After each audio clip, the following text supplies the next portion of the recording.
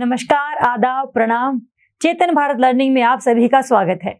अभी तक हम लोगों ने पृथ्वी के बारे में बहुत चीजें देख ली हैं, जिसमें शुरुआत में हम लोगों ने देखा था कि पृथ्वी अंदर से दिखती कैसी है, उसकी आंतरिक संरचना कैसी है। उसी के आधार पर हम लोगों ने फिर भूकंपीय तरंगें पढ़ी थी। फिर हम लोगों ने देखा था कि विभिन्न क्षेत्रों में किस तरीके से भूकंप आता है, किस तरीके से ज्वालामुखी उत्पन्न होते हैं, किस तरीके से जो स्थल मंडल है वो एक दिशा से एक दूसरी दिशा में जाता है, दुर्बल मंडल की क्या विशेषताएं हैं, मध्य मंडल की क्या विशेषताएं हैं, धरती भूपर्पटी, मेंटल और कोर में से कैसे विभाजित है, वो सभी चीजें हमने की थी। और हम लोगों ने बहुत सिद्धांत भी करे हैं, जिसमें हम लोगों ने बताया कि बहुत सारे लोगों ने शुरुआत की थी ये बताने की कि धरती ऐसे उत्पन्न हुई है, धरती पर महाद्वीप ऐसे थे, ये धीरे धीरे विस्थापित हो गए तो वो क्यों हुए। बहुत लोगों ने उनको आलोचना भी करी उनकी कि इसलिए नहीं विस्थापित हुए थे महाद्वीप, इसलिए हुए थे। हम लोगों ने वेगनर की सिद्धांत पढ़ा था, हम लोगों ने आर्थर होम्स का सिद्धांत पढ़ा था, हम लोगों ने अंत में खत्म किया था प्लेट विवर्तनी के सिद्धांत के ऊपर। और उसी चीज को हम लोगों ने प्रयोग में लेकर आया था जब मैंने आपको ये बताया था कि धरती जैसे बनी है वो कैसे अपनी धुरी पर झुकी हुई है, कैसे धरती घूर्णन करती है और कैसे धरती परिक्रमण करती है सूरज के चारों तरफ। अब अभी जो हमारा पूरा आधार है वो तैयार हो चुका है। आगे जितनी भी भूगोल बची है हमारी, उसको कंप्लीट करने के लिए, संपूर्ण करने के लिए आधार हमारा बिल्कुल स्पष्ट है। अब तो आज हम उसी आधार के ऊपर एक बिल्डिंग बनाएंगे, एक अवसंरचना करेंगे, जिसमें हम पढ़ेंगे कि धरती पर होने वाली कौन कौन सी ऐसी घटनाएं हैं जो कि बहुत ही ज्यादा असर डालती हैं बाकी सभी चीजों के ऊपर, जिसमें आपका भूकंप होगा, ज्वालामुखी होगा, सुनामी होगा, आपका भूवैज्ञानिक हॉटस्पॉट्स होंगे। तो वो सभी चीजें हम आज पढ़ेंगे। मुझे आशा ये है कि जितना अभी तक हम लोगों ने किया है उतना आप सभी को समझ में आया है। अगर थोड़ा बहुत आपको समझ में नहीं भी आया है तो भी आप हमें बता सकते हैं, कमेंट कर सकते हैं वीडियोस के नीचे, आप हमसे डायरेक्टली फोन पे बात कर सकते हैं। तो जैसा आपको ठीक लगेगा प्लीज करिएगा ऐसा ही, और डाउट्स अपने साथ साथ ही आप स्पष्ट करते हुए चलिएगा। तो इतना ही मुझे कहना था। अब हम शुरू करेंगे आज का ये क्लास, जिसमें हम पढ़ेंगे धरती पर होने वाली कौन कौन सी ऐसी भूगर्भीय घटनाएं हैं जो कि काफी ज्यादा चीजों पर असर डालती हैं। जिसमें सबसे पहले हम लोग करेंगे भूवैज्ञानिक हॉटस्पॉट। ये इसको करने से पहले देखो, इसको करने का मकसद क्या है ये बता देना चाहती हूँ। देखो, जगह जगह पर भूकंप आता है, भूकंप को हम कैसे मापते हैं वो भी तो पता होना चाहिए। अभी तुर्की में भूकंप आया, अभी दिल्ली के क्षेत्रों में भूकंप आया, उसको मापने का जो जरिया है वो क्या है। अगर कहीं पर ज्वालामुखी विस्फोट होगा तो वो धीरे वाला विस्फोट होगा या बहुत तेज विस्फोट होगा, आपने प्रेडिक्शंस करनी है, आपने पहले चीजों का पता लगाना है। तो वो सब करने के लिए मुझे आधार की जरूरत है कि ये होते क्या हैं, ये कैसे बनते हैं। तो उन्हीं के ऊपर हम ये आधार बना रहे हैं, तो अपने को ये क्लैरिटी है। तो सबसे पहले शुरू करेंगे हम लोग अपना भूवैज्ञानिक हॉटस्पॉट, और जिसको हम लोग भूगर्भीय हॉटस्पॉट भी कहते हैं। देखिए, ध्यान से समझिएगा इस चीज को कि जैसे मैंने आपको दो सिद्धांत करवाए थे, जिसमें मैंने आपको ये बताया था कि दो जो स्थल मंडल हैं, दो जो प्लेट हैं, वो एक दूसरे से दूर भी जा सकती हैं, एक दूसरे के पास भी आ सकती हैं। और इन दोनों के दूर या पास आने का जो महत्वपूर्ण कारण था वो थी संवहन धाराएं, जो स्थल मंडल को यहां ले जाती हैं या फिर ये यहां ले जाती हैं। लेकिन मान लीजिए किसी ऐसी जगह पर ऐसी संवहन धारा नहीं है कि मैग्मा पहले नीचे से ऊपर की तरफ आएगा, फिर ठंडा होगा, फिर ऐसे आगे जाएगा, फिर नीचे की तरफ आएगा, वो संवहन धारा नहीं है। लेकिन कोई एक ऐसी जगह है, एक ऐसा क्षेत्र है जिसमें से मैग्मा बहुत ही निरंतर रूप से बाहर की तरफ आने की कोशिश करता रहता है। जैसे अगर हम देखें, इसमें ये एक ऐसी जगह है जहां पर आपका ये जो स्थल मंडल है, ये वाला सारा का सारा, उसके नीचे दुर्बल मंडल है, ये स्थल मंडल है सारा का सारा, ये दुर्बल मंडल है। इसमें कोई संवहन धारा नहीं चल रही है। इसमें बस एक जगह पर जहां पर तापमान बहुत ज्यादा हो गया था और उसी वजह से जो यहाँ का मेंटल में पाया जाने वाला मैग्मा है वो धीरे धीरे गेंद के रूप में, जैसे गेंद होती है ना, वैसे ही ऐसे ऐसे बॉल्स के रूप में धीरे धीरे करके ऊपर की तरफ आना शुरू होता है। ये ऊपर की तरफ आ जाएगा, और जब ये ऊपर की तरफ आना शुरू होता है तो धीरे धीरे करके स्थल मंडल को ये तोड़ता है, और अंत में स्थल मंडल को तोड़कर ये ऊपर की तरफ आता है, यहाँ पर ये जमा होता है और धीरे धीरे ये जो द्वीप है वो बना लेता है। द्वीप बनेगा या नहीं बनेगा वो हम देख लेंगे, लेकिन आपको इतना पता लगना चाहिए कि मेंटल में एक ऐसी जगह है जहाँ पर संवहन धाराएं नहीं है, लेकिन एक ऐसा क्षेत्र है जिसमें जो मैग्मा है वो निरंतर रूप से नीचे से ऊपर की तरफ आता रहता है और अंत में स्थलमंडल को तोड़ता है और यहाँ पर जमा होता है। तो अगर वो पानी के बाहर निकल जाएगा महासागरीय भूपृष्ठ से पे जमा होके, तो उसको हम द्वीप कह देंगे। और अगर वो महासागरीय भूपृष्ठ के ऊपर आकर पूरे महासागर को पार नहीं कर लेता, तो उसको हम लोग सीधा क्या कह देंगे कि एक ऐसा पहाड़ है जो कि आपका पानी के नीचे ही है ना। द्वीप तो क्या होता है? द्वीप होता है जब पहाड़ आपका पानी से ऊपर आ जाता है ना, तो वो द्वीप है। तो आपको समझने का मतलब ये है कि इन्हें हम जो है मेंटल प्लम कहते हैं। मेंटल प्लम एक ऐसी चीज है जो कि गेंद की तरीके से ऊपर की तरफ आती रहती है, और इसके ऊपर आने का जो कारण है वो हो सकता है कि धरती में यहाँ पर बहुत ही ज्यादा तापमान में वृद्धि हुई हो, बहुत ही ज्यादा रेडियोधर्मी जो पदार्थ है वो यहाँ पर उपस्थित हो, जिनसे कि ऊर्जा निकलती है। उसी ऊर्जा को हम लोग जो है हीट के तौर पे ऊपर की तरफ देखते हैं। तो ये आपका ऐसा क्षेत्र है, ये जो क्षेत्र है जिसके नीचे से निरंतर रूप से ये मेंटल प्लम पहुंच रहा है, उसे हम कहते हैं भूगर्भीय हॉटस्पॉट। तो ये बात सही है। तो आप इसको ऐसे भी इमेजिन कर सकते हैं, ऐसे भी इसकी कल्पना कर सकते हैं कि देखो दो चीजें हैं। मैं आपको इसमें बताती हूँ ये कि ये मान लीजिए दो प्लेटें हैं या दो स्थलमंडल है, ये हम मान लेते हैं कि ये महासागरीय है और ये भी आपकी महासागरीय है, महासागरीय प्लेट है और ये भी महासागरीय प्लेट है। यहाँ पर संवहन धारा ऐसे चल रही है कि ये दो प्लेटों को ऐसे ऐसे दूर करती जाएगी।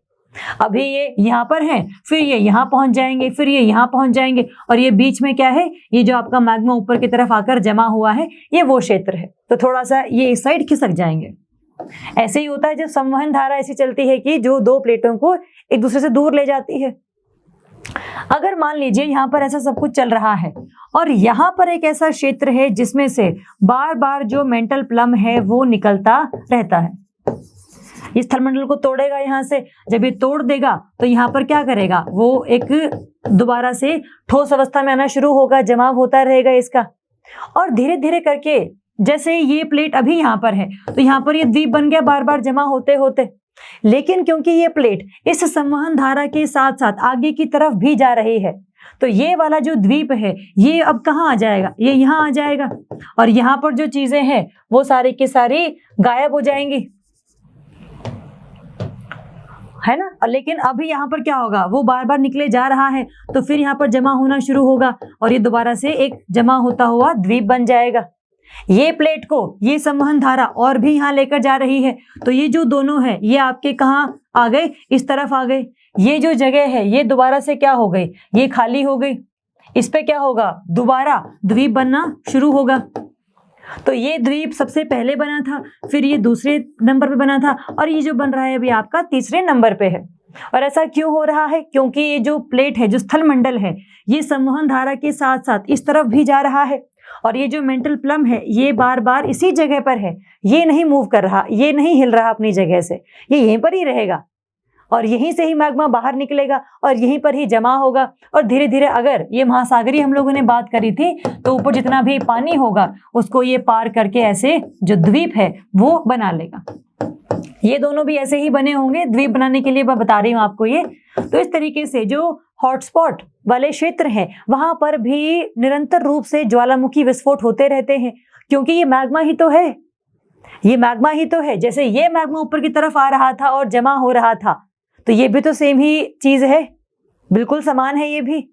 तो इन्हें हम क्षेत्रों कहते हैं जियोलॉजिकल हॉटस्पॉट या फिर भूगर्भीय हॉटस्पॉट। अगर आप इसकी एनिमेशन देखो तो इस तरीके से आपको नजर आएगी। यहां से ये जो मैग्मा है वो निरंतर रूप से बाहर निकल रहा है, ये एक द्वीप बना रहा है, और अभी ये जो प्लेट है वो इस तरफ भी जा रही है। तो ये द्वीप यहाँ आ गया, नया बन गया, ये द्वीप यहाँ आ गया, नया बन गया, ये द्वीप बन गया, नया आ गया।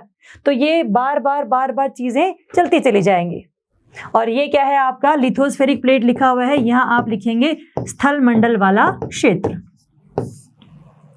तो दोनों चीजें इकट्ठी हो रही हैं, जो प्लेट है वो यहाँ भी जा रही है और जो मेंटल प्लम है वो भी ऊपर की तरफ आ रहा है। तो बार बार जो द्वीप है वो भी आपके बनने शुरू हो जाते हैं।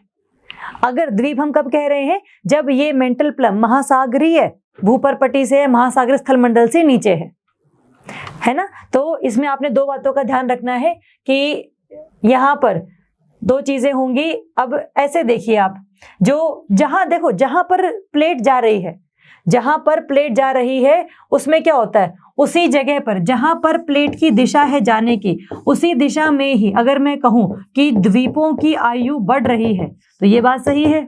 द्वीपों की आयु का मतलब क्या है, ये सबसे पुराना है, ये उससे पुराना, ये उससे पुराना, ये उससे पुराना, सबसे नया। तो जैसे जैसे आप यहां जाओगे वैसे वैसे जो आयु है द्वीपों की वो भी साथ साथ बढ़ती रहती है, क्योंकि वो पहले बने थे, है ना। अगर मैं इसी चीज को यहां पर देखूं कि प्लेट जो है पहले यहां आ रही थी ना, अब मैं इसका उदाहरण ले लेती हूँ कि अब जो आपका प्लेट है, स्थलमंडल है, वो यहाँ की तरफ विस्थापित है, यहाँ की तरफ जा रहा है। तो पहले क्या हुआ होगा, पहले ये वाला जो द्वीप है वो बना होगा, फिर ये वाला द्वीप बना होगा। अब जो अभी बिल्कुल अभी निरंतर रूप से जो प्लम निकल रहा है वो यहाँ पर द्वीप बना रहा है। अगर आप देखो तो इनकी जो ऊंचाई है, इसकी ऊंचाई ज्यादा है, इसकी ऊंचाई कम है, इसकी ऊंचाई और भी कम है। और ये ऊंचाई जो है वो कम क्यों हो रही है, क्योंकि ये पहले बने थे, ये अभी बाद में बने हैं और ये अभी बन ही रहे हैं। तो ये सब जो है अब इनके बनने का जो कारण था मैग्मा का जमाव, वो तो बंद हो गया, क्योंकि ये तो इससे आगे निकल गए। अब मैग्मा तो यहाँ से ऊपर की तरफ आ रहा है, और साथ में पानी के बल से अपर्दन जो है काफी ज्यादा होता है इन सभी द्वीपों पे, इसीलिए इनकी जो ऊंचाई है वो धीरे धीरे कम होती रहती है। तो इसमें आपको देखने वाली बात दो है कि अगर आप देखो कि जिस भी दिशा में प्लेट जा रही है, जिस भी दिशा में स्थलमंडल जा रहा है, अगर आप उसके साथ साथ चलोगे तो जो द्वीपों की आयु है वो तो बढ़ती है, क्योंकि वो पहले बने थे, ये बाद में और अभी ये बन रहे हैं। और लेकिन अगर आप ऊंचाई की बात करोगे तो ऊंचाई आपकी धीरे धीरे करके कम होती है, क्योंकि अपर्दन होता है, और साथ में जो एक कारण था इसके बनने का, इसकी ऊंचाई के ज्यादा होने का, वो भी अब खत्म हो गया है, क्योंकि मैग्मा का जमा भी नहीं हो रहा है ना। तो सिंपल है ये चीज, सरल है बहुत ज्यादा कि क्या हो रहा है, दोनों चीजें इकट्ठी हो रही हैं।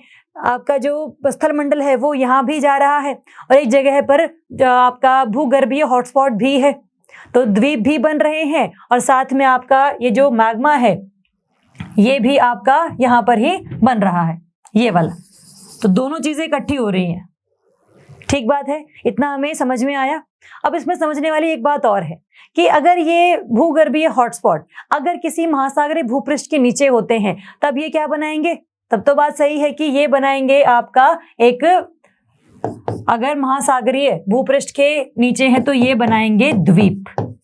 और ये द्वीप कैसा होगा, देखो हम लोगों ने जब बात करी थी क्षारीय मैग्मा की, तब मैंने आपको बताया था कि ये जो मैग्मा है ये बहुत नीचे से आता है, इसलिए इसका तापमान ज्यादा होता है, ठोस अवस्था में बहुत थोड़ा सा देरी में आता है, इसका जो गाढ़ापन है वो काफी कम है, और ये धीरे धीरे करके जमा होता है, और ये क्या बनाता है, बसाल्ट की चट्टानें बनाता है। ये जब मैंने आपको बताया था अम्लीय मैग्मा, तब मैंने आपको बताया था कि ये बहुत ही कम तापमान का मैग्मा है, क्योंकि ये बना ही कैसे था, प्लेटों के स्थलमंडल के पिघलने से, और वो बहुत जल्दी ही पिघल गई थी जब वो नीचे की तरफ क्षेपित हो रही थी, और उनसे जो मैग्मा निकला था उसका तापमान भी कम था, उसमें गाढ़ापन भी ज्यादा था, और साथ में वो ठोस अवस्था में भी जल्दी आता था। तो दोनों में हमने ये अंतर देखा था। ये जो मैग्मा है आपका, ना तो ये पूरी तरीके से क्षारीय है, ना ही ये पूर्ण रूप से अम्लीय है, लेकिन कहीं ना कहीं जो झुकाव है इसका इन दोनों की विभाजन में, ये है ज्यादा क्षारीय मैग्मा की तरफ। तो ये मैग्मा भी है आपका क्षारीय मैग्मा ही, थोड़ा सा मूल रूप से, इसीलिए ये जब बाहर की तरफ आकर जमा होगा तो ये भी क्या बनाएगा, ये बनाएगा बसाल्ट की चट्टानें, ये बनाएगा बसाल्ट की चट्टानें। इतना अपने को समझ में आई चीज। अब बात करते हैं कि मान लीजिए ये जो भूगर्भीय हॉटस्पॉट है ये महासागरीय भूपृष्ठ के नीचे नहीं है, ये है आपका किसी महाद्वीपीय भूपृष्ठ के नीचे, तो ये क्या बनाएगा, सेम ही चीज होगी, समान ही रूप से हम इसको डिफाइन कर सकते हैं, परिभाषित कर सकते हैं। जैसे अगर मान लीजिए ये जो स्थलमंडल है ये आपका किसी महाद्वीप के नीचे है, ये है आपकी एक महाद्वीपीय प्लेट, ये है आपकी दूसरी महाद्वीपीय प्लेट, ये दोनों जा रही हैं इस साइड, ये दोनों जा रही हैं उस साइड, मतलब दोनों एक दूसरे के दूर जा रही हैं। यहां से आ रहा है आपका ये बिल्कुल जो आप कह लो कि मूल रूप से क्षारीय मैग्मा ही है, और यहाँ पर चल रहा है आपका ये मेंटल प्लम, यहाँ पर है भूगर्भीय हॉटस्पॉट। यहाँ पर क्या बनेगा, यहाँ पर ये मैग्मा बाहर की तरफ आएगा और यहाँ पर ये जमा होता रहेगा होता रहेगा होता रहेगा। तो एक तरीके से ये पठार बना लेता है। और ये पठार भी कैसा बना होगा, एक तरीके से क्षारीय मैग्मा के जमा होने से ही, इसीलिए ये पठार भी कैसा कहलाएगा, ये पठार भी आपका बसाल्ट पठार के रूप में प्रसिद्ध होता है ना। तो अगर ये महासागरीय भूपृष्ठ के नीचे है तो ये द्वीप बनाएगा, और अगर ये महाद्वीपीय भूपृष्ठ के नीचे है तो ये आपका बसाल्ट का पठार बनाएगा। भारत का जो दक्कन का पठार है वो भी ऐसे ही बना है, लेकिन कैसे बना है वो देखेंगे एक बार। जैसे अगर मैं आपको बताऊं तो भूगर्भीय हॉटस्पॉट क्या होते हैं, क्षारीय मैग्मा होता है, एक ही जगह से निकलता रहता है। ये प्लेटों के चलने का कारण नहीं है, प्लेटों के चलने का कारण है संवहन धाराएं। ये बस एक जगह है जहां से बार बार मैग्मा ऊपर की तरफ आता है। इतना हमें स्पष्ट है। अब बात करते हैं भारत का जो दक्कन का पठार है वो कैसे बना है, इसको देख लेते हैं एक बार। जैसे दक्कन का पठार कैसे बना, हमें ये पता है कि जो आपकी भारत की प्लेट है वो गई है ऐसे ऐसे, ये भारत की प्लेट है, इंडियन प्लेट बोलते हैं हम इसे। भारतीय प्लेट गई है ऐसे, फिर ऐसे, फिर ऐसे और फिर ऐसे, और अंत में ये यूरेशियन प्लेट से ऐसे जाकर टकरा गई है। अब भारतीय जो प्लेट है वो दो रूपों में ऊपर की तरफ गई है। एक तो ये गई है उत्तर की तरफ, एक तो ये गई है उत्तर की तरफ, और एक ये गई है आपकी थोड़ा सा पश्चिम की तरफ। जब ये पश्चिम की तरफ ऐसे गई है यहाँ पर, जब ये यहाँ पर इस तरीके से गई है, तब ये टकराई है नीचे रीयूनियन हॉटस्पॉट से। अभी अगर आप देखो तो आपको दो चीजें नजर आएंगी उसमें, आपको मैं बताती हूँ। यहाँ पर ये है आपका अफ्रीका, ये है उसका रीयूनियन का द्वीप, और यहाँ पर है आपका यूरेशियन प्लेट, और ये थी आपकी भारतीय प्लेट जिसमें भारतीय और ऑस्ट्रेलिया की जो प्लेट थी वो दोनों ही उपस्थित थी। इसको हम क्या कहते थे, इंडो ऑस्ट्रेलियन प्लेट। मैंने आपको जो 7 प्रधान प्लेटें करवाई थी उसमें से एक ये थी भारतीय एवं ऑस्ट्रेलिया प्लेट। ये क्या हुई है, ये प्लेट पहले गई है इस तरफ और फिर ये गई है इस तरफ, और करते करते करते करते यहाँ पर आकर ये ऐसे इसके साथ जुड़ गई है। ऐसे ही हुआ है। अब ये जो प्लेटें हैं वो यहाँ क्यों गई हैं, क्योंकि यहाँ पर संवहन धाराएं ऐसे लग रही होंगी, ये वाली प्लेट को इस तरफ ये धारा खिसका रही होगी तो ये खिसकती चली गई वहां। अभी अगर आप देखो तो इन दोनों के बीच में ये आपकी महासागरीय जो प्लेट है वो उपस्थित है। धीरे धीरे क्या हुआ होगा, पहले सारे की सारी जो महासागरीय प्लेट थी वो खत्म हुई होगी, ऐसे ही होता है। फिर ये आपकी महाद्वीपीय प्लेट यहाँ पर आई होगी, ये भी आपकी पहले महासागरीय प्लेट थी, और फिर धीरे धीरे करके यहाँ पर ये नष्ट हुई होगी और फिर ये ऊपर की तरफ आई होगी। ऐसे ही हुआ होगा। जैसे अगर इसको हम देखें, इसमें जब ये प्लेट यहाँ पर है तब यहाँ पर क्या है, सारे के सारे, तब ये सारा का सारा क्या है आपका महासागरीय भूपृष्ठ, महासागरीय भूपरपटी है तब ये, और तब यहाँ पर भी क्या चल रहा है, ये इस साइड जा रही है, ये इस तरफ आ रही है। तब भी क्या बनेंगे आपके, यहाँ पर क्या होगा, महाद्वीपीय एवं महासागरीय अभिसरण। यहाँ पर होगा महासागरीय और महाद्वीपीय अभिसरण, और जो महासागरीय प्लेट है वो चली जाएगी सारी की सारी नीचे, और धीरे धीरे वो खत्म होगी, और अंत में फिर ये वाली जो प्लेट है ये ऊपर की तरफ आएगी। अब यहाँ पर क्या हो रहा है, महाद्वीपीय और महाद्वीपीय अभिसरण ही। ये हमने प्लेट विवर्तनिक सिद्धांत में देखा था कि किस तरीके से जो शुरुआत में आपका महाद्वीपीय महासागरीय अभिसरण है वो अंत में बन जाता है महाद्वीपीय अभिसरण। ये हमने देखा था। अगर इसको आप ऐसे समझो तो देखो ऐसे ऐसे कुछ चीजें हो रही हैं बीच में। अभी तो ये वाली प्लेट टकरा रही है। अगर हम देखें बहुत ही सालों पहले, अब इसमें शुरुआत दोबारा से होगी, अभी देखो ये वाली जो महासागरीय प्लेट है वो धीरे धीरे खत्म हो रही होगी, और ये वाली फिर जो आपकी महाद्वीपीय है ये इसके साथ आकर जुड़ेगी, और इनमें दोनों में से कोई भी नीचे नहीं जाता था, इसीलिए यहाँ पर क्या बनते थे, आपके वलित पर्वतों का निर्माण होता था। तो इस तरीके से जो चीजें हैं वो चलती चली जाती हैं। ये बात सही है।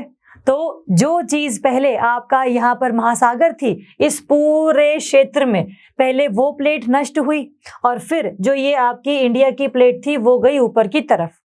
तो ये तो इंडिया प्लेट जो है, जो भारतीय प्लेट है, वो तो चली है। अभी चलते चलते ना एक बार क्या हुआ है कि ये उस हॉटस्पॉट से गुजर गई है। जैसे अगर हम देखें कि वो हॉटस्पॉट तो वहीं पर ही था। जैसे इसका मैं आपको बनाती हूँ एक आकृति। देखिए, आप इसको ऐसे समझिए कि ये आपकी भारतीय प्लेट है, ये आपका बीच में ये महासागरीय प्लेट थी, महासागरीय, और फिर ये है आपकी यूरेशियन प्लेट। ऐसे ही है ये आपकी भारतीय प्लेट, और ये जो बीच में महासागर था उसका नाम था टेथिस सागर, उसका नाम था टेथिस सागर। धीरे धीरे क्या हुआ, ये जो प्लेट है आपकी ये धीरे धीरे नष्ट हो रही होगी, खत्म हो जाएगी। धीरे धीरे ये प्लेट इस साइड आएगी इस साइड। ये जब ये पूरी भारतीय प्लेट ऐसे गुजर रही होगी तो यहाँ पर एक क्या होगा, आपका भूगर्भीय हॉटस्पॉट इस तरीके चल रहा होगा। जब इसके ऊपर महासागरीय भूपरपटी थी तब तो ये क्या बना रहा होगा, ये बना रहा होगा आपके बहुत सारे द्वीप। ये द्वीप बन गए, धीरे धीरे करके ये यहाँ की तरफ चले गए, इनका पर्दन हुआ तो इनकी जो हाइट है, जो इनकी ऊंचाई है वो कम हो गई होगी, और धीरे धीरे करके ये जो महाद्वीपीय प्लेट है वो ऐसे आती गई आती गई आती गई, और जब ये इसके ऊपर से गुजरी, इस हॉटस्पॉट के ऊपर से गुजरी, तब यहाँ पर क्या बन गया, वो मैग्मा के जमाव से पठार बन गया। क्योंकि जहां पर भी महाद्वीपीय प्लेट इसके ऊपर आती है वहां पर क्या बनता था, पठार बनता था। तो जो धरती है हमारी, उस पे जो प्लेटें हैं वो ऐसे चलती रहती हैं। जो हमारी भारतीय प्लेट है वो भी कैसे चली है, वो चली है ऐसे करके ऐसे, और जब ये यहाँ से गुजरी थी तो यहाँ पर थोड़ा बहुत आपको इस जगह पर हॉटस्पॉट था, और जब ये ऐसे हुई तब ये इसके ऊपर से गुजरी और यहाँ पर दक्कन का पठार बन गया, जो कि दोबारा से आग्नेय चट्टान है। आग्नेय चट्टान क्यों है, क्योंकि मैग्मा के जमाव से बनी है, और जो भी चीज मैग्मा के जमाव से बनेगी वो होती है आपकी आग्नेय चट्टान। तो इतना हमें इसमें ये क्लियर है, स्पष्ट है कि यहाँ से आपका अफ्रीका था, ये है आपका अफ्रीका, ये है आपका रियूनियन जगह, ये है आपकी यूरेशियन प्लेट, और ये है आपकी भारतीय प्लेट। भारतीय प्लेट पहले ऐसे गई और फिर ऐसे गई, अब जाके इससे ये ऐसे अटैच हो गई है। तो जब ये यहाँ से गुजर रही होगी तो कुछ जो इसका क्षेत्र है वो इसके ऊपर होगा, और यहाँ पर जो है दक्कन का पठार बन गया, आपका प्लेट्यू बन गया। और जैसे कैसा है वो, आग्नेय चट्टानों से बना हुआ पठार। तो ये है महत्वता इस भूगर्भीय हॉटस्पॉट के होने की। अदरवाइज वरना हम लोग इसको करते ही नहीं। अगर हमारे यहाँ पर दक्कन का पठार नहीं बना होता ना तो हमारे ये सिलेबस में ही नहीं होता, हमारे पाठ्यक्रम में ही नहीं होता ये। लेकिन क्योंकि बन गया है, इसको हमें बताना भी है आप लोगों को, इसमें से प्रश्न भी पूछे जाएंगे। तो जब सारी चीजें अगर होंगी तो इसको हमें कवर करना ही पड़ेगा। तो इसलिए हमने इसको कवर किया है, ये क्या होता है, इसमें मैग्मा का कैसा विशेषता है, और साथ में अगर महासागरीय भूपृष्ठ है तो क्या बनेगा, महाद्वीपीय भूपृष्ठ है तो क्या बनेगा, और अंत में किस तरीके से ये यहाँ पर वलित पर्वतों का निर्माण करता है। ये हिमालयाज हैं आपके, हिमालय पर्वत है ये। तो ये हिमालय पर्वत भी हम बनाएंगे बहुत डिटेल में, बहुत विस्तार में करेंगे इसे भी। लेकिन अभी के लिए बस आपको ये बताना है कि जब दो प्लेटें आपस में जुड़ती हैं तो कभी बीच में अगर ये महासागरीय प्लेट भी होती है तो वो नष्ट हो जाती है, क्योंकि वो उसका घनत्व ज्यादा होता है, इसीलिए वो नीचे की तरफ क्षेपित हो जाती है। जो हम लोगों ने पूरा सिद्धांत किया था प्लेट विवर्तनिकी में, पूरा का पूरा बस मैंने यहाँ पर प्रयोग में लेकर आया है। इतनी बात हमें स्पष्ट है। तो यहाँ पर आप खत्म होते हैं जियोलॉजिकल हॉटस्पॉट्स या फिर भूगर्भीय हॉटस्पॉट, इसका ध्यान रखेंगे। अब बात करते हैं और घटनाओं की। सिर्फ भूगर्भीय हॉटस्पॉट ही तो नहीं है पूरे धरती पे, इसके अलावा भूकंप भी आता है, ज्वालामुखी भी फटते हैं, सुनामी भी आती है। तो पहले कर लेते हैं हम लोग भूकंप। तो पहले हम करेंगे भूकंप। जैसे हम लोगों ने पहले भी देखा था भूकंपीय तरंगों में मैंने आपको बताया था कि भूकंप का ये जो क्षेत्र है जहां से ऊर्जा निकलती है उसे हम कहते हैं अवकेंद्र, और जिसे हम फोकस भी कह सकते हैं। और ये है आपका एक भ्रंश। भ्रंश का मतलब होता है कि यहाँ पर ये जो दो प्लेटें हैं आपस में जुड़ रही हैं, लेकिन जुड़ी ऐसे नहीं है कि एक ही हो गई है। बीच में जो एक जगह है वो बताती है कि यहाँ पर ये जुड़ी हैं। तो यहाँ पर है आपका भ्रंश, जिसमें से ऊर्जा निकलने के जो चांसेस हैं जो बहुत ज्यादा बढ़ जाते हैं। तो ये है आपका अवकेंद्र जहां से ऊर्जा निकल रही है, और इसके बिल्कुल धरती के ऊपर का जो स्थान है, बिल्कुल सबसे कम दूरी वाला, उसे हम कहते हैं ऊपरी केंद्र, या इंग्लिश में से हम कह सकते हैं एपी सेंटर। सही बात है। तो आपको भूकंप का तो बहुत सारा आपको आइडिया है ही। अब हम लोगों ने बहुत डिटेल में किया है इसे कि भूकंप कैसे आता है, जो पी तरंगे उठती हैं, एस तरंगे उठती हैं, ये भी हम लोगों ने बहुत विस्तार में किया हुआ है। बस अब हमें ये देखना है कि भूकंप को मापने के लिए हम किन किन स्केलों का यूज करते हैं। जैसे अगर मैं कहूं तो हम लोगों ने दो तरंगे करी थी। एक तरंग करी थी हम लोगों ने अनुदैर्ध्य तरंग, और एक हमने करी थी अनुप्रस्थ तरंग। ये थी आपकी पी तरंग और ये थी आपकी एस तरंग। पी तरंग आपकी चलती थी ऐसे, जैसे स्प्रिंग होता है ना, कि यहां से लेकर ऐसे ऐसे करके ऐसे ऐसे चल रही है वो। कहीं पर उसकी दूरी कम है, कहीं पर उसकी दूरी ज्यादा है ना। जैसे ये दूरी क्षेत्र कम है, ये दूरी ज्यादा है, फिर दूरी कम हो गई, ऐसे चलती थी वो सारी स्प्रिंग के जैसे। कि एक स्प्रिंग है, उसको आपने ऐसे छोड़ दिया तो एकदम से जो वाइब्रेशन है वो गई, इस तरंग के रूप में जाती है। दूसरी जो होती है वो तरंग जाती है ऐसे ऐसे करके। दोनों ही तरंगों का एक आयाम होता है। आयाम का मतलब होता है इसका सबसे ज्यादा ऊंचाई, कि जब ये तरंग जा रही है तो ये सबसे ज्यादा जो इसका आयाम है ये इसने अचीव किया, इसने हासिल किया है। पी तरंग का भी आयाम होता है, एस वेव का भी आयाम होता है, जो ये होता है कि इस पूरी तरंग का जो सबसे ऊंचा स्थान है उसको हम आयाम कहते हैं। तो जब हम भूकंप को मापते हैं तो भूकंप को मापने में सबसे इंपॉर्टेंट जो चीज है, सबसे महत्वपूर्ण जो चीज है वो ये है कि कितनी ऊर्जा निकली है। जितनी ज्यादा ऊर्जा निकलेगी, जितनी ज्यादा ऊर्जा निकलेगी, उतनी ही ज्यादा जो आपके ये पी तरंगे या एस तरंगे हैं उनका जो आयाम है वो भी ज्यादा होता है। और उसी आयाम को मुझे मापना है कि जितना ज्यादा वो तरंगे निकली, जितने ज्यादा उसने धरती को हिलाया, और ऐसे वो जा रही हैं। देखो जरा, हर दिशा में जाएंगी ये, तभी तो इनको हम लोग भूगर्भीय तरंगे कहते थे, जो धरती के अंदर अंदर ही चलती रहती हैं। तो इनका जो आयाम होता है उसको मापने के लिए मैंने लगाया हुआ है रिक्टर पैमाना। बहुत सारे पैमाने हम करेंगे। पहला पैमाना है रिक्टर पैमाना। रिक्टर पैमाने पर हम लोग 0 से लेकर 10 तक का जो नंबर है, जो संख्या है, उसको लेते हैं। 10 का मतलब है कि बहुत ही ज्यादा भयंकर भूकंप आया है, और जो ऊर्जा निकली है, उससे जो तरंगे बनी है, उसका बहुत ही ज्यादा आयाम था। जितनी ज्यादा खतरनाक विनाशकारी भूकंपीय तरंगे, पी तरंगे एस तरंग होगी, उतना ही खतरनाक, उतना ही विनाशकारी आपकी जो लव तरंगे थी और जो रेले तरंगे थी वो होंगी। उतना ही ज्यादा विनाश की भी संभावना बढ़ जाती है। यही हमने किया था। तो अब आपको ये देखना है कि 0 से 10 तक का ये जो पूरा एक पैमाना है, 10 का मतलब है बहुत ज्यादा ऊर्जा, 0 का मतलब है कोई भी ऊर्जा नहीं। 1 और 2 बहुत ही कम, आप कह लो कि आप उसको महसूस कर पाते हैं, भूकंप आया होता आपको पता भी नहीं चलता। तो वो पैमाना जो है थोड़ा सा इस तरीके से इसको हम मापते हैं।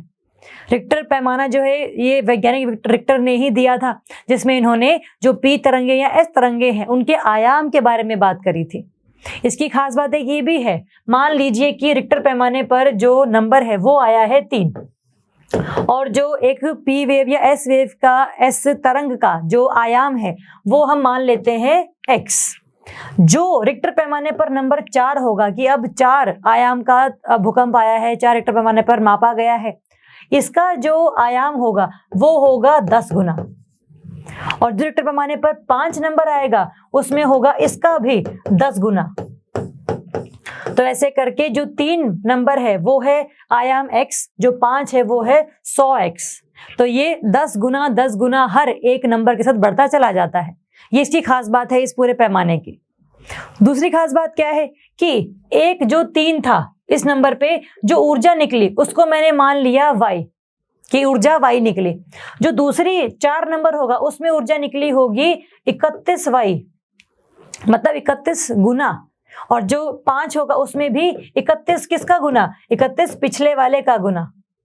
तो ये भी करते करते जो आयाम है वो 10 गुना बढ़ता है हर एक नंबर के साथ, हर एक संख्या के साथ, और जो आपकी ऊर्जा होती है वो 31 गुना बढ़ती है हर एक संख्या के साथ।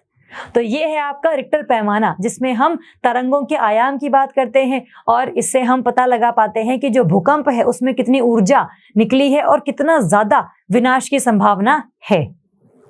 तो इसमें दोनों तरंगों की हम बात कर रहे थे। इसमें हम अनुदैर्ध्य तरंगों की भी बात कर रहे थे, इसमें हम अनुप्रस्थ तरंगों की भी बात कर रहे थे। दोनों का ही आयाम जो है कैसे मापते हैं हम लोग, इस तरंग का आयाम है ऐसे मापने वाला और इसका आयाम है आपका ऐसे मापने वाला। ये बात सही है हमारी। तो भूकंप को ऐसे मापते हैं। दूसरा, भूकंप कितनी ज्यादा विनाश अपने साथ लेकर आया उसको मापने के लिए मेरे पास एक और पैमाना है जिसे मैं कहती हूँ मर्कली पैमाना। इसमें हम क्या करते हैं, इसका नंबर है 1 से लेकर 12 तक। अगर इसका नंबर 12 पर आया है तो बहुत ही ज्यादा विनाश हुआ है। भले ही भूकंप के दौरान ऊर्जा कम पैदा हुई हो, लेकिन क्योंकि वहां पर बहुत सारी अवसंरचनाएं थी, बहुत सारे घर थे, बहुत सारे स्कूल बने हुए थे, बहुत सारे लोग रहते थे बिल्कुल पास पास, उनकी बहुत ज्यादा मौत हुई है और बहुत ज्यादा नुकसान पहुंचा है आपकी पूरी अवसंरचना को। उस समय पर हम बोलते हैं कि जो मर्कली पैमाने पर जो नंबर है वो आया है 12, जिसमें बहुत ही ज्यादा नुकसान की हम बात करते हैं। लेकिन अगर वो 1 है इसका मतलब बहुत ही कम विनाश हुआ है, पता भी नहीं चला है कि भूकंप आया है। तो जो आपका रिक्टर पैमाना है वो आपके तरंग के आयाम के आधार पर कितनी ऊर्जा निकली थी उसके आधार पर आपके मापता है, और जो मर्कली पैमाना है वो विनाश के आधार पर बताता है आपको कि कितना विनाश हुआ है। हो सकता था पे बात नहीं हम कर रहे, कितना विनाश हुआ है उसके ऊपर बात करेंगे हम लोग। ये बात सही है हमारी। तो ये भूकंप को मापने के तरीके हैं। और अगर हम देखें पूरे विश्व में कौन कौन सी ऐसी जगह हैं जहां पर बहुत भूकंप आते हैं, तो सबसे पहली बात तो सबसे पहले वाला एरिया है ये वाला, जिसे हम कहते हैं जो आपका पूरा प्रशांत महासागर को घेरे हुए है। तो ये जो पूरी एक अंगूठी जैसी बन रही है उसको हम कहते हैं सरकम पैसिफिक बेल्ट, या जो प्रशांत महासागर को पूरा घेरे हुई है। ऐसा क्यों है? क्योंकि यहाँ पर प्रशांत महासागर की जो प्लेट है वो यहाँ पर भी क्षेपित हो रही है और वो यहाँ पर भी क्षेपित हो रही है। ठीक बात है। तो वो यहाँ पर विक्षेपित हो रही है, और जहां पर विक्षेपण होगा वहां पर क्या होता था, भूकंप आता था। कहीं पर भी कोई स्थलमंडल हिलेगा वहां भूकंप तो आएगा ही। तो सबसे पहला जो क्षेत्र है जहां बहुत भूकंप आते हैं वो है आपका ये प्रशांत महासागर के चारों तरफ की एक बेल्ट। दूसरी जगह है आपकी ये वाली मध्य महासागरीय कटक, जो कि पाया जाता है आपका अटलांटिक सागर में। यहाँ पर बहुत भूकंप आते हैं। तीसरा है आपका ये हिमालय का एरिया, हिमालय पर्वत जहां बने हैं, क्योंकि यहाँ पर हमारी भारतीय और यूरेशियन प्लेट टकराई थी आपस में। यहाँ पर बने हुए हैं वलित पर्वत। यहाँ पर भूकंप ज्यादा आते हैं क्योंकि निरंतर रूप से जो 2 प्लेटें हैं आपस में टकराती रहती हैं। और चौथी जो जगह है वो है आपकी अफ्रीका की ये घाटी, भूभ्रंश घाटी, जिसे हम कहते हैं अफ्रीका की भूभ्रंश घाटी, अफ्रीका की रिफ्ट वैली। जहां पर भी क्या हो रहा था, 2 महाद्वीपीय जो स्थल मंडल हैं एक दूसरे से दूर जा रहे थे, और जब वो दूर जाएंगे या पास आएंगे या आप संरक्षी प्लेट सीमा होगी, तीनों ही समय पर भूकंप बहुत ही तेजी से आते हैं। तो ये 4 जगह हैं पूरे विश्व में जहां पर भूकंप के आने की संभावना सबसे ज्यादा है। एक आपके प्रशांत महासागर के चारों तरफ का क्षेत्र, एक आपका मध्य महासागरीय कटक अटलांटिक सागर में पाया जाने वाला, एक आपका हिमालय वाला क्षेत्र, और चौथा है आपका अफ्रीका की भूभ्रंश घाटी। तो ये 4 जगह हैं। तो यहाँ पर तो भूकंप हम लोगों ने देखा। अब बात करते हैं सुनामी कैसे आती है। मेरे को देखना है कि अगर ये भूकंप धरती के जहां पर हम रहते हैं अगर वहां पर आया तब तो सुनामी नहीं आती, लेकिन अगर ये भूकंप जो आपका महासागरीय भूपरपटी है उसके हिलने से आता है, और दो महासागरीय प्लेट आपस में जो टकरा रही थी उस वजह से अगर आता है तो उसको हम क्या कहते हैं कि वो सुनामी लेकर आएगा। तो सुनामी के आने का जो मुख्य कारण है वो है महासागरीय चट्टानों का आपस में टकराना, और उससे उत्पन्न ऊर्जा जो है वो पानी को भी विस्थापित करती है, और वो पानी आता है आपका पूरे के पूरे उस लैंड वाले एरिया तक जहां पर हम रहते हैं, तो उसे हम सुनामी कहते हैं। देखिए जरा सुनामी आपको कैसे स्पष्ट होगी। ये दो महासागरीय आपकी प्लेटें हैं जो आपस में टकरा रही हैं, जिसकी वजह से जो ऊर्जा निकली है उस ऊर्जा से बहुत सारा जो पानी है वो अपनी जगह से विस्थापित हुआ है। इसको ध्यान से देखिएगा, एक बार और देख लेते हैं इसे, कि जहां पर जो ऊर्जा निकली है उससे जो पूरा का पूरा पानी है वो हुआ है विस्थापित। अगर मैं इसको समझाऊं इस तरीके से, यहां पर देखना बहुत अच्छे से हम इसको समझेंगे। ये दो महासागरीय जगहें हैं, प्लेटें हैं। ये एक प्लेट जो है वो नीचे की तरफ जा रही है और ये है आपका पानी वाला क्षेत्र, और यहां पर शुरू हो जाता है आपका महाद्वीपीय क्षेत्र, या इसको मैं महाद्वीपीय स्थल मंडल भी बोल सकती हूं। देखिए यहां से जो ऊर्जा निकलेगी वो पानी को करेगी विस्थापित, ये उसको ऐसे करके उठा देगी, ये उठाएगी, लेकिन क्योंकि सागर में इतना ज्यादा पानी है, इतना ज्यादा उसका भार है, वो बहुत ज्यादा पानी को ऊपर नहीं उठा सकते। अगर बहुत ज्यादा ऊर्जा निकली है तब तो बात ठीक है, तब तो थोड़ा सा और ऊपर ही उठ जाएगा, लेकिन अगर ये भूकंप बहुत ही कम तीव्रता का है तब इस पूरे के पूरे पानी को उठाना बहुत ही ज्यादा कठिन है इस ऊर्जा के लिए। इसीलिए जब ये पूरा पानी विस्थापित होता है तो जो हम लोगों ने लगा रखे हैं सेंसर महासागरों में कि सुनामी आएगी तो बता देना हमें, तो क्योंकि जो धारा बनती है, जो तरंग बनती है, उसका ऊंचाई बहुत ज्यादा नहीं होता, उसका आयाम बहुत ज्यादा नहीं होता है, इसलिए हम पता नहीं लगा पाते कि क्या ये जो तरंग है वो सुनामी की तरंग है या फिर ये नॉर्मल ही तरंग है, पता नहीं लगा पाते हम लोग। तो एक तो ये कारण है इसका। तो आपको पता हो कि जहां से ऊर्जा निकल रही है वहां पर जो गति है इस पूरी तरंग की वो तो ज्यादा होगी, ये तो बात सही होगी, ऊर्जा ही यहाँ से निकल रही है और बिल्कुल पास ही है इसको विस्थापित करने वाली जगह। तो जहां से ऊर्जा निकल रही है वहां पर तरंग की गति होती है ज्यादा, अधिक होती है। और इसकी कौन सी गति ज्यादा होगी? जो इसके चलने के लिए बनेगी कारण, जिसको हम लोग कहते हैं काइनेटिक एनर्जी, जिसे हम कहते हैं कि वो इसकी गति को तेज करने के लिए जिम्मेदार है। ठीक बात है, एक तो ये ध्यान रखेंगे। दूसरा क्या है इसमें कि जब ये पानी यहाँ की तरफ विस्थापित होगा, जब ये आपके इस जगह तक पहुंचेगा, तब धीरे धीरे क्या हो रहा है, देखो जरा, पानी का जो भार है क्या वो धीरे धीरे करके कम नहीं हो रहा? इस तरीके से कम होगा, लेकिन उसमें ऊर्जा तो भी बहुत ज्यादा है पानी में। तो वो जो ऊर्जा है आपकी जो इसके चलने के लिए कारण बनी है, क्योंकि बहुत ज्यादा पानी को इसे अपनी जगह दूसरी जगह पर लेकर जाना पड़ रहा है। एकदम से जब पानी का भार कम हो गया, पानी की मात्रा कम हो गई, तो ये क्या करेगी, उसी ऊर्जा को ये परिवर्तित कर देगी किसमें, जिससे इसकी जो ऊंचाई है वो काफी ज्यादा ऐसे बढ़ जाएगी। तो जब जो आपका मध्य महासागर है वहां पर तो इसकी गति ज्यादा है, यहां तक आते आते गति कम हो जाएगी, ये बात ठीक है। यहाँ पर वो उसके पास जो ऊर्जा है वो बहुत ज्यादा पानी को ऐसे विस्थापित नहीं कर सकती, तो इसकी जो आप कह लो कि इसका आयाम है वो कम है। यहाँ तक आते आते उसका आयाम बढ़ जाए, क्योंकि ऊर्जा उतनी ही ज्यादा है, ऊर्जा उतनी ही है, थोड़ी बहुत कम हुई होगी यहाँ तक आने में, बट अभी भी बहुत है। लेकिन पानी की मात्रा कम विस्थापित करने के लिए तो वो उसको आगे ना लेके जाकर उसको ऊपर ले जाएगी। जैसे अगर हम देखें इस वाले इसमें डायग्राम में कि यहाँ से जो तरंग आई थी वो इस तरीके से आगे जाकर ऐसे थोड़ा सा और ऊंची तरंग बन जाएगी, क्योंकि यहाँ पर जितना ज्यादा पानी का भार होगा वो पानी को ऐसे आगे लेकर जाने के लिए जिम्मेदार बनेगी, ना कि पानी को ऊपर लेकर जाने के लिए। लेकिन यहाँ पर पानी का भार क्योंकि कम है, इसीलिए इसकी जो ऊंचाई है तरंग की वो थोड़ी सी ज्यादा हो जाती है। यहाँ पर गति ज्यादा है, यहाँ पर गति कम है, यहाँ पर इसका जो आयाम है वो कम है, यहाँ पर जो इसका आयाम है वो कम है। सही बात है। तो ये आपको समझ में आई चीज। अगर मैं कहूं, इस चीज को हम एक और तरीके से समझते हैं। देखो यहाँ पर क्या हो रहा है, ये आपका पूरा महासागरीय भूपृष्ठ है, यहाँ से निकली है ऊर्जा निकल कर जो पानी है वो थोड़ा सा ऐसे ऊपर की तरफ गया है।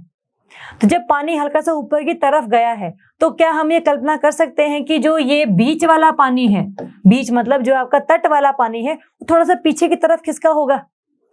क्योंकि अगर ये पानी इस तरीके से उछलेगा ऊपर की तरफ तो कहीं ना कहीं पानी यहाँ से थोड़ा सा कम होगा। और आप देखो दूसरे आकृति में कि जो पानी जो थोड़ा बहुत यहाँ से कम था, थोड़ा सा और ज्यादा कम हो गया, क्योंकि जो पानी है वो खिंचा है, क्योंकि वो पानी ऊपर की तरफ गया है।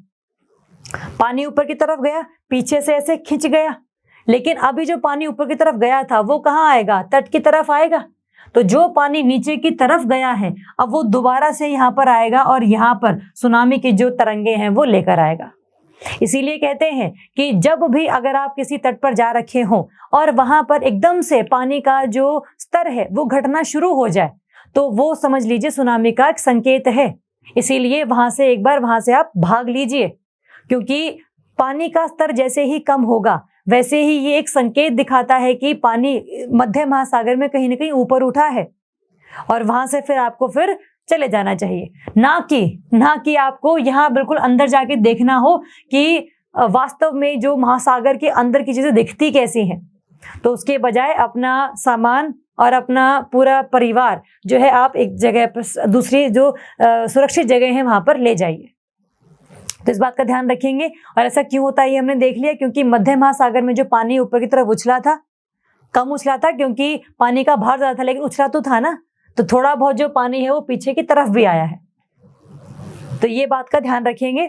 और दूसरी चीज, जब ये पानी यहाँ से लेकर यहाँ तक आया है तो इसकी ऊंचाई बड़ी है और ऐसा माना जाता है कि कम से कम 30 मीटर की दीवार ऐसे सामने दिखाई देती है आपको कि सुनामी आ रही है। तो वो 30 मीटर की दीवार जो है उसको हम कहते हैं तरंग का शोलिंग प्रभाव। तरंग का शोलिंग प्रभाव, जो ये 30 मीटर की जो हमें दीवार सी दिखती है। तो सुनामी के आने का कारण क्या है? भूकंप कहाँ पर? महासागरों में भूकंप। महासागरीय भूपृष्ठ के हिलने की वजह से जो पानी है वो ऊपर की तरफ गया और वही पानी जो है वो आगे आगे ऊर्जा के साथ तटों से भी आगे निकलकर बहुत ज्यादा विनाशकारी रूप धारण ये कर लेता है। बहुत सारे देश ऐसे हैं जो सुनामी से डील करते हैं और उन्होंने बहुत सारे तरीके निकाले हैं। जैसे उदाहरण के तौर पर जापान जो है, जापान ने अभी बिल्कुल रिसेंटली ही ये बताया है कि हम लोग अपने सारे आसपास के तटों पर ऐसी दीवारें लगा रहे हैं जिसमें इस तरीके से वो होंगी दीवारें, ऐसी दीवारें होंगी कि पानी इससे टकराएगा और पानी दोबारा से फिर आपका समुद्र में ही चला जाएगा। तो ये बहुत भारी और बहुत ही मजबूत दीवारें होंगी, क्योंकि पानी समुद्र से आ रहा है, इतना सारा पानी है कि उसको संभालना बहुत मुश्किल है, उसका भारी बहुत ज्यादा है। तो वो बहुत बड़ी बड़ी बिल्डिंग्स को, बहुत बड़े बड़ी इमारतों को गिरा सकता है, क्योंकि ऊर्जा बहुत है और उसका जो अटैक करने का तरीका है वो बहुत अलग है, बहुत ज्यादा धक्का मारता है पानी। तो उस चीज से भी बचने के लिए जापान ने एक तरीका सोचा है कि हम लोग एक काम कर सकते हैं कि हम लोग दीवारों को ऐसे बनाएं पानी यहाँ टकराए और दोबारा से समुद्र में ही चला जाए।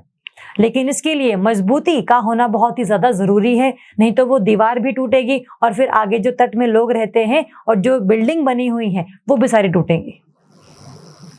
तो आपको ये तो हमें तो पता है कि भूकंप एकदम से आता है, भूकंप को पता लगा पाना बड़ा मुश्किल है, लेकिन भूकंप की वजह से सुनामी जो आती है उससे बचने के लिए हमें कम से कम 10 से 15 मिनट मिल जाते हैं कि सुनामी के आसपास जितने भी क्षेत्र हैं वहां से आप निकलकर किसी सुरक्षित जगह पर चले जाइए, आपको उसका भरपूर समय मिलता है। क्योंकि एक बार अगर जैसे आकाशवाणी होती है कि यहाँ से आप चले जाइए क्योंकि सुनामी आने वाले, क्योंकि भूकंप का पता लगाया गया है महासागर के नीचे, तो वो जो सेंसर्स लगे होते हैं सारे के सारे, उनकी वजह से हम सुनामी से थोड़ा बहुत बच पाते हैं और कम से कम मौतें, कम से कम जो नुकसान है उसको हम देखते हैं। तो आपको पता हो कि भूकंप कैसे आता है, भूकंप के बाद जो सुनामी है उसकी तरंगे कैसे आती हैं, गति कब ज्यादा होती है कब कम होती है, जो आयाम है वो कब कम होता है कब ज्यादा होता है, और ये सब होता क्यों है? क्योंकि ऊर्जा जो है नष्ट नहीं होती कभी भी, ऊर्जा बस परिवर्तित होती है काइनेटिक ऊर्जा से पोटेंशियल ऊर्जा में। आपकी गतीय ऊर्जा से स्थलीय ऊर्जा में बस ये परिवर्तित होती है। गतीय ऊर्जा कब है ज्यादा आपकी? जब आप मध्य महासागर में हैं। स्थलीय ऊर्जा कब होगी ज्यादा? जब आप तट के पास हैं, क्योंकि पानी का जो भार है वो कम हो गया तट के पास।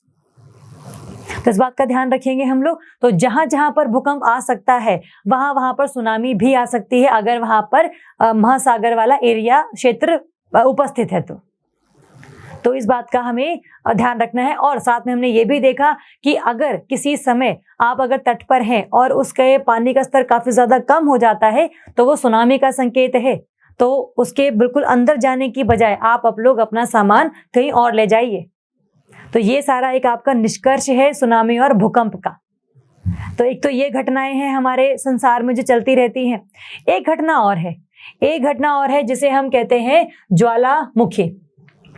ज्वालामुखी के कई प्रकार हैं। ज्वालामुखी आप लोगों ने देखे होंगे, इस तरीके से होते हैं। यहाँ पर नीचे मैग्मा जो है ऐसे नजर आता है कि हाँ ये मैग्मा है। उनके आसपास जाना मना होता है, लेकिन दिखता तो है ही हमें। हम बहुत सारी जो उपग्रहों की आकृतियां हैं वो भी देखते हैं, उनके द्वारा भेजी गई आकृतियां भी देखते हैं। तो बहुत सारे ज्वालामुखी हैं जिनमें से हम कह सकते हैं कि जिनमें से बार बार मैग्मा निकल रहा है, उन्हें हम कहते हैं सक्रिय ज्वालामुखी, कि कभी भी इसमें से मैग्मा निकल सकता है, इनसे दूर रहिए। दूसरे हैं आपके सुषुप्त। सुषुप्त का मतलब होता है कि अभी इनमें से मैग्मा नहीं निकल रहा, बहुत सालों से नहीं निकला है, लेकिन निकल सकता है।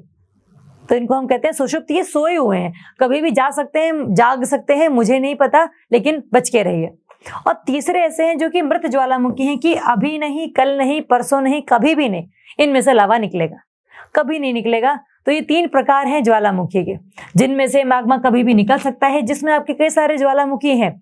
आप ज्वालामुखी एटना देखिए, एटना आपको मिलेगा इटली के पास। आप देखिए स्ट्रोम्बोली मिलेगा आपको वहीं इटली के ही पास। इसको हम लोग बहुत अलग अलग नामों से भी जानते हैं। हम माउंट एटना, माउंट स्ट्रोम्बोली, आपका ज्वालामुखी वेसुवियस, ये सब आपके जागृत और सक्रिय ज्वालामुखी हैं। जिसमें भारत में भी आपका जो बैरन जगह है अंडमान निकोबार वाले क्षेत्र में, वो भी आपका सक्रिय ज्वालामुखी है। डोरमेंट वाले कौन से हैं? जिनमें से मैग्मा अभी नहीं निकला है, क्या पता आगे भी ना निकले, लेकिन निकल सकता है। जैसे आपका अंडमान निकोबार वाले ही क्षेत्र में एक नारकोंदम आइलैंड द्वीप जो है आपको देखने को मिलेगा, वो आपका सुषुप्त ज्वालामुखी है। और एक होते हैं मृत, कि अभी भी नहीं और बाकी भी नहीं, कभी भी ये वोल्केनोज या ज्वालामुखी विस्फोट होंगे, कभी नहीं होगा ऐसा। तो ये प्रकार है इनके विस्फोटक होने के। एक प्रकार इनका जिसमें हम कहते हैं कि इनके विस्फोटक बहुत तेज होंगे या कम होंगे, उसके आधार पर इनको हम लोगों ने 4 भागों में विभाजित किया है। एक है आपका शील्ड ज्वालामुखी, फिर है राख शंकु ज्वालामुखी, संयुक्त ज्वालामुखी और काल्डेरा ज्वालामुखी। ये बहुत ही धीरे धीरे विस्फोट होता है, बहुत ज्यादा विस्फोटक ये नहीं है। राख शंकु उससे ज्यादा विस्फोटक है, संयुक्त उससे ज्यादा विस्फोटक है, और काल्डेरा उससे भी ज्यादा विस्फोटक है। तो ये विस्फोटक की प्रकृति के आधार पर हम लोगों ने इसको 4 भागों में विभाजित किया है। अगर हम देखें कि शील्ड ज्वालामुखी क्या है, जैसे आपने देखा होगा कैप्टन अमेरिका, उसमें मूवीज में वो शील्ड रखते हैं आगे कि कोई भी उनको ऐसे हिट ना कर सके, मार ना सके, उनके ऊपर प्रहार ना कर सके।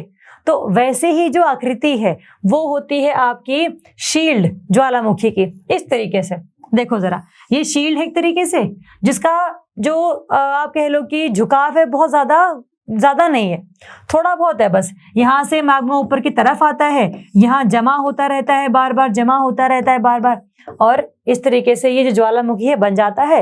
वास्तव में ये ऐसा दिखता है। तो ये विस्फोटक के आधार पर थोड़ा सा कम ही आप इसको देखते हैं कि बहुत विस्फोट होकर ये बाहर की तरफ आया है।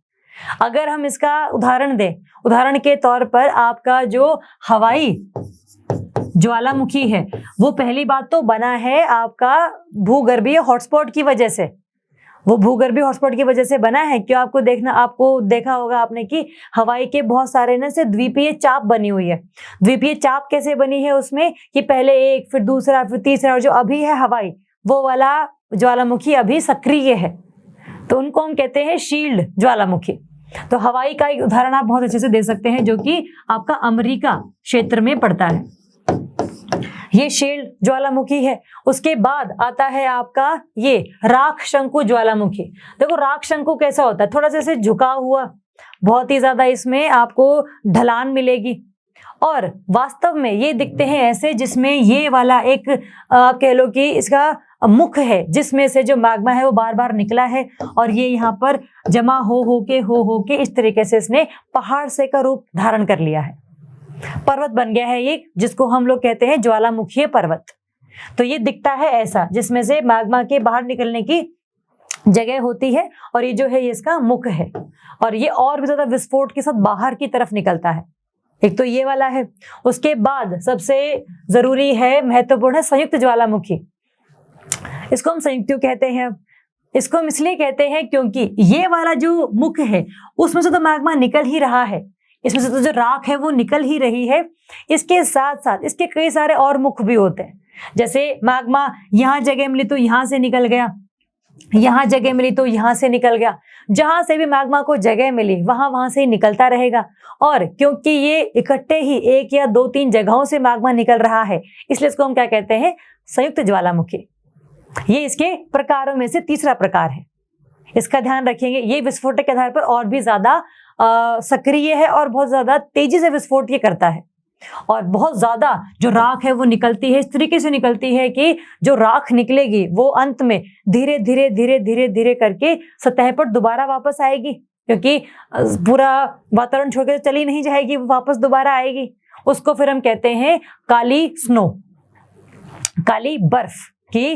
काल जैसे बर्फ होती है ना, ऐसे सफेद से रंग की होती है और वो नीचे इस तरह से गिरती है, वैसे ही जो राख है वो काली बर्फ के रूप में बहुत ज्यादा प्रसिद्ध है। तो ये विस्फोटक के आधार पर बहुत इंपॉर्टेंट, बहुत महत्वपूर्ण एक ज्वालामुखी है। और इसके बाद सबसे जो खतरनाक ज्वालामुखी है वो है आपका काल्डेरा ज्वालामुखी। इसमें इतना तगड़ा विस्फोट हुआ है कि इसको ऊपर की जो इसका मुख है वो भी नीचे की तरफ गिर गया। जैसे अगर आप इसमें देखो तो अभी ज्वालामुखी यहाँ पर मैग्मा है, यहाँ से बना हुआ था बहुत अच्छे तरीके से, और ज्वालामुखी जो है और बाहर की तरफ आया और एकदम से इतना ज्यादा ये कमजोर हो गया कि ये नीचे की तरफ बिल्कुल धंस गया, और मैग्मा के आने की जो जगह थी वो भी सारी की सारी इसने खत्म कर दी, रोक दी। और अंत में अगर इसमें पानी जमा हो जाता है तो इसको हम कह देते हैं कि ये झील बन गई है। ये नीचे ऊपर पानी है, नीचे आपका चट्टान है और नीचे उसका मैग्मा है। तो ये विस्फोटक इतने ज्यादा तरीके से होता है कि जो पूरी के पूरा मुख है वो ही नीचे की तरफ धंस जाता है। तो ये बहुत ही ज्यादा विस्फोटक होते हैं। अगर हम चारों को देखें तो ये चारों में से सबसे पहला शील ज्वालामुखी, फिर आपका राख शंकु ज्वालामुखी, फिर आपका ये संयुक्त ज्वालामुखी और अब काल्डेरा, ये चारों को हम लोगों ने विस्फोटक के आधार पर ऐसे ऐसे विभाजित किया है। तो ज्वालामुखी अब देख लेते हैं सारे विश्व में सबसे ज्यादा कहाँ पर आते हैं। तो ये वाले सारे क्षेत्र हैं जो कि जहां पर भूकंप ज्यादा आते थे। भूकंप क्यों आते थे? क्योंकि प्रशांत महासागर की जो प्लेट है वो क्षेपित होती थी। अभी यहाँ पर यूरेशियन प्लेट के नीचे, फिर यहाँ उत्तरी अमेरिका प्लेट के नीचे और फिर दक्षिण अमेरिका प्लेट के नीचे, ऐसे ही होता था। और ज्वालामुखी क्यों है? क्योंकि जहां पर भी कोई प्लेट क्षेपित होती है वहां से अम्लीय मैग्मा निकलता है। ये प्रशांत महासागर की प्लेट है, ये नीचे की तरफ जा रही है, इसका मैग्मा बनेगा और धीरे धीरे करके यहाँ पर ऐसे द्वीप बनेंगे जो कि ज्वालामुखीय द्वीप है। इसको हम लोगों ने बहुत ही विस्तार में कवर किया है अपने प्लेट विवर्तनिकी सिद्धांत के लेक्चर में। उसको भी आप एक बार देखिए, इसको भी आप समझिए कि यहाँ पर ही ज्यादा ज्वालामुखी क्यों है, क्योंकि यहाँ पर प्रशांत महासागर की जो प्लेट है वो क्षेपित हो रही है। तो इस बात का ध्यान रखेंगे।